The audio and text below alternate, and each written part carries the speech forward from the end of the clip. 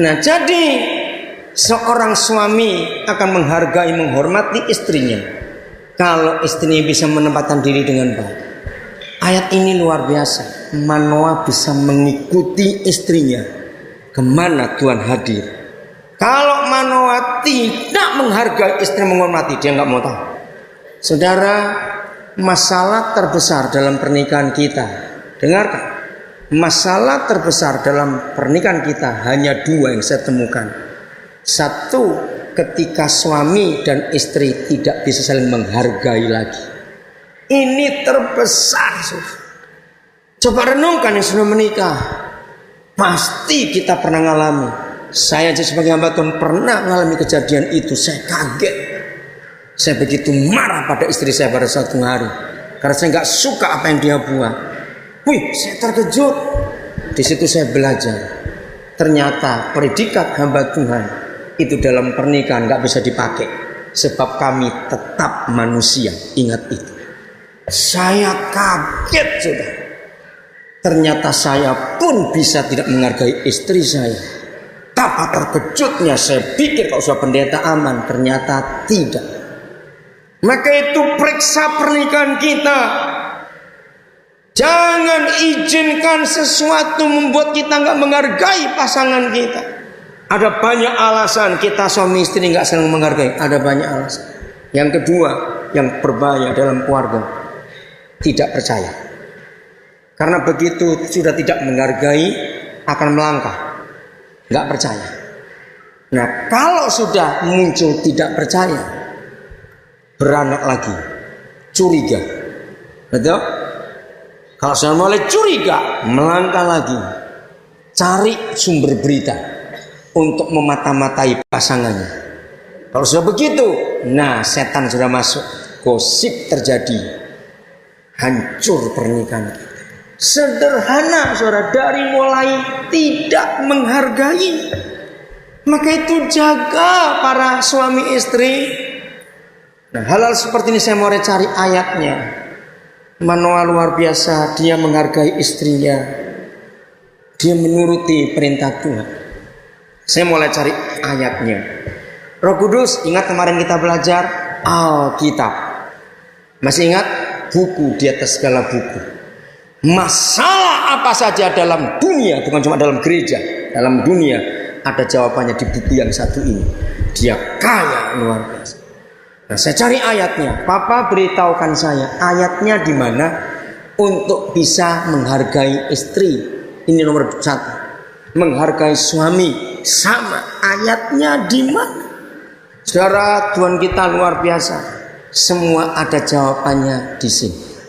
Mari kita buka Kejadian pasal 2. Inilah ayat pertama dalam Perjanjian Lama yang menunjukkan bagaimana suami istri saling menghargai. Kita harus lihat ini. Ayat yang ke-21. Lalu Tuhan Yahweh membuat manusia itu tidur nyenyak. Ketika ia tidur, Tuhan Yahweh mengambil salah satu rusuk daripadanya, lalu menutup tempat itu dengan daging. Sudah? Dan dari rusuk yang diambil Tuhan Yahweh dari manusia itu dibangunnya seorang perempuan, lalu dibawanya kepada manusia itu. Lalu berkatalah manusia itu, inilah dia, tulang dari tulangku dan daging dari dagingku, dan seterusnya. Saudara, walaupun jelas ini ayat untuk suami kepada istrinya, tapi baiklah kita menggunakan untuk kedua kita. Jadi begini suami istri, jujurlah pada diri sendiri. Siapa yang bangun duluan setiap pagi, ini kan konsepnya setelah tidur nyenyak. Begitu Adam dibius total karena dioperasi oleh Tuhan, begitu dia siuman sadar dari biusnya, dia kaget ada perempuan yang seumur-umur gak pernah lihat perempuan. Karena cuma lihat kambing, sapi, kucing, burung, dia gak lihat orang selama itu. Tiba-tiba muncul perempuan, maka itu dia surprise. Wah, inilah dia. Nah, suami istri begini, mulai besok yang bangun duluan harus jujur. Begitu kita bangun duluan, noleh ke sebelah, lihat yang masih tidur itu. Jangan bilang orang lain, dalam nama Yesus awas kamu. Betul? Nah, yang tidur di sebelah kita, kita lihat, ini penting. Sebab orang bangun tidur itu masih asli, saudara. Betul enggak? Semuanya asli, termasuk baunya juga masih asli. Nah, di situ waktu kita lihat pasangan kita ini, jujur, ini tolok ukurnya. Saya menggunakan ayat ini, saudara, sudah sekian belas tahun. Karena saya harus mengecek terus, menguji hubungan kami suami istri. Kalau kita bangun pagi, entah siapa yang bangun duluan, begitu lihat pasangan kita, kok jadi tambah bulat orang ini ya, awas kamu, bertobat dalam nama Yesus. Berarti rumah tangga kita sedang kacau. Tapi kalau kita bangun lalu melihat pasangan kita tidur dan kita masih mengagumi, wah luar biasa ini orang, berarti rumah tangga kita masih aman. Besok praktekkan dalam nama Yesus. Setuju? Firman ini luar biasa. Maka itu awas orang yang sudah menikah sekian tahun lalu pakai kata, kalau kami sudah seperti kakak adik. Tidak bisa. Karena ada pernikahan bicara seperti itu. Oh, kami sudah seperti saudara. Tidak bisa. Maka itu cek waktu kita bangun. Istri-istri laporkan saya. Kalau ada suamimu marah karena kau gemuk, laporkan saya. Saya akan gantung suami itu. Saya jadikan ikan garam dia nanti. Dia. Hei laki-laki, dengar baik-baik. Secara medis hormon perempuan itu lebih cepat gemuk daripada hormon laki-laki. Perempuan itu makan sedikit bawaannya memang gemuk, itu memang dari kodratnya begitu. Apalagi kalau sudah pernah punya anak, itu melar kiri kanan atas bawah semuanya. Maka itu kalau suami nggak mau istri gemuk, saya akan minta Tuhan biar suami yang hamil supaya tahu rasa. Ngerti? Istri laporan saya, betul kalau ada suamimu nggak mau engkau gemuk, lalu jahat suami itu, suruh diet, suruh senam, suruh segala macam, kurang ajar. Betul itu suami harus bertobat sungguh-sungguh.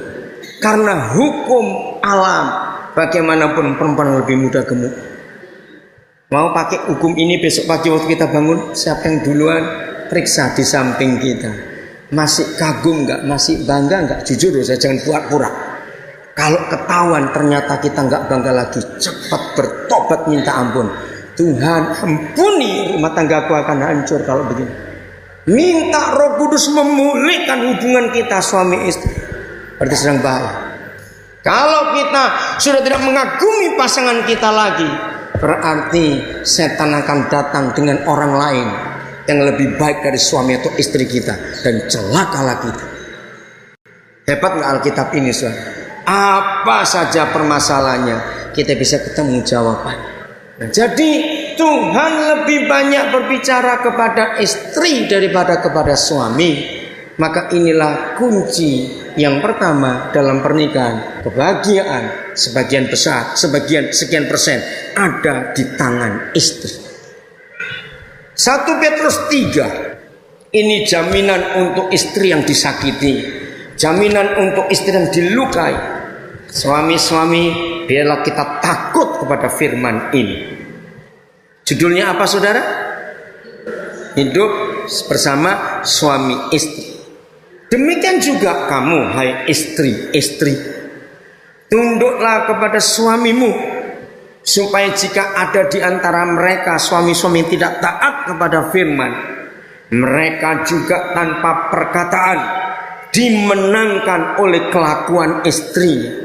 Jika mereka melihat bagaimana murni dan salehnya hidup istri mereka itu, perhiasanmu janganlah secara lahiriah, yaitu dengan mengepang-epang rambut, memakai perhiasan emas, atau dengan mengenakan pakaian yang indah-indah. Ini bukan hurufiah artinya, saudara. Tetapi perhiasanmu ialah manusia batinnya, manusia roh yang tersembunyi, dengan perhiasan tidak binasa yang berasal dari roh yang lemah lembut dan tentram, yang sangat berharga di mata Tuhan. Sebab demikianlah caranya perempuan-perempuan kudus dahulu berdandan, yaitu perempuan-perempuan yang menaruh pengharapannya kepada Tuhan.